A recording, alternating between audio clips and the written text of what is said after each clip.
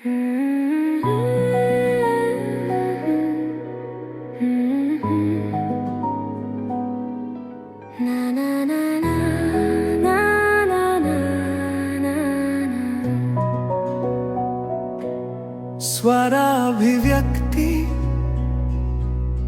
भावनाओं को स्वर देना ही स्वराभिव्यक्ति।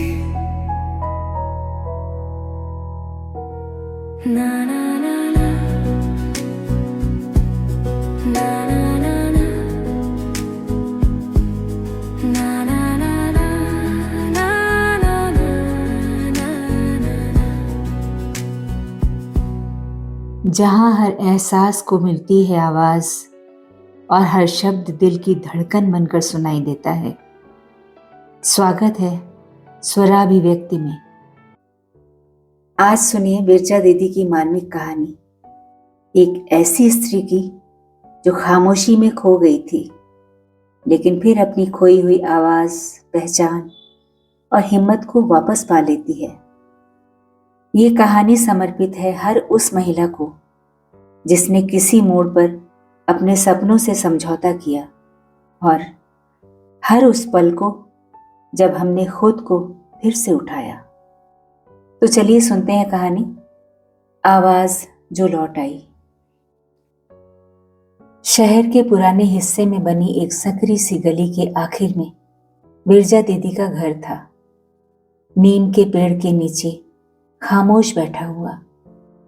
पड़ोस में सब कहते थे बिरजा की दुनिया तो उसके कमरे में रखे बक्सों में बंद है।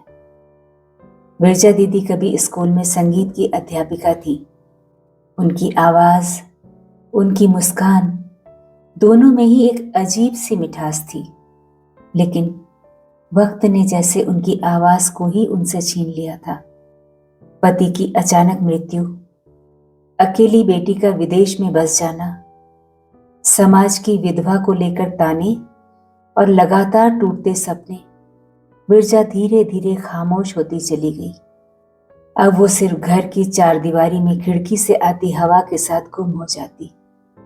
गली के बच्चे उन्हें शांत बाई बुलाने लगे थे, क्योंकि अब वो किसी से बात नहीं करती थी।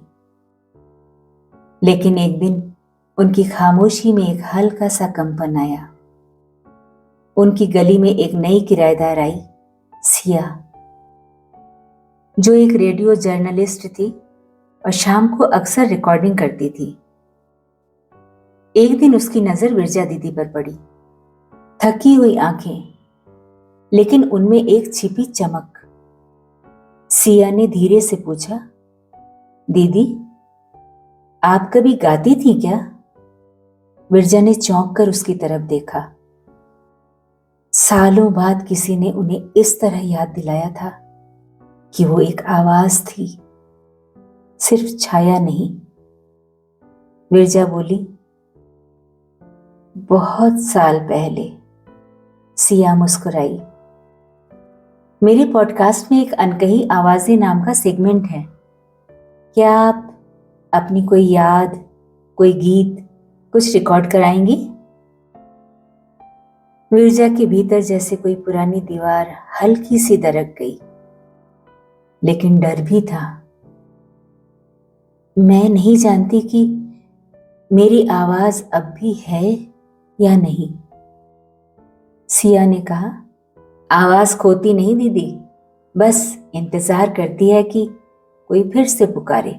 कुछ दिनों बाद सिया ने रिकॉर्डिंग सेटअप लाकर बिरजा के सामने रखा।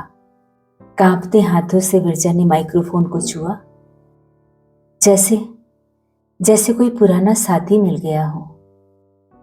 उन्होंने गहरी सांस ली और एक पुरानी बंदिश गुनगुनाई, धीमी, टूटती बिखरती, लेकिन आत्मा से भरी हुई।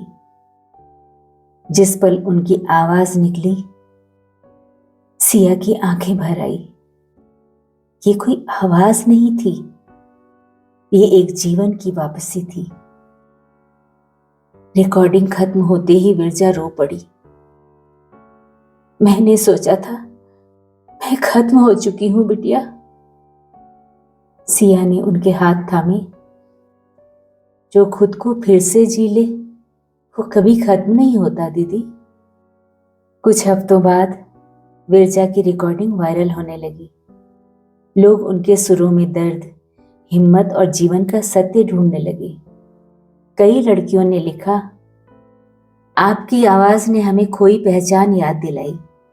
और एक दिन महीनों बाद विदेश में रहने वाली उनकी बेटी का मैसेज आया, माँ आपकी आवाज सुनी, मैं घर आ रही हूं, अब आपको और अकेला नहीं रहने दूंगी।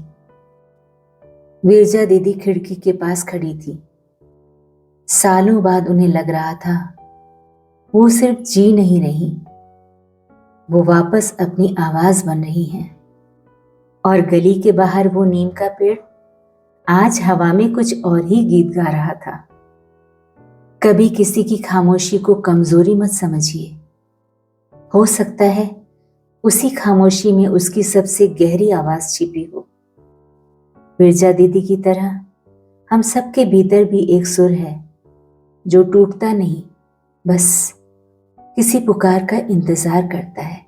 कहानी खत्म नहीं होती, बस कुछ देर के लिए ठहर जाती है। फिर मिलेंगे नई भावनाओं, नए स्वरों के साथ, यहीं स्वराभिव्यक्ति में। अगर ये कहानी आपके दिल तक पहुंची हो तो लाइक, कमेंट और शेयर जरूर करें। आपकी प्रतिक्रिया हमारी अगली कहानी की प्रेरणा है। धन्यवाद।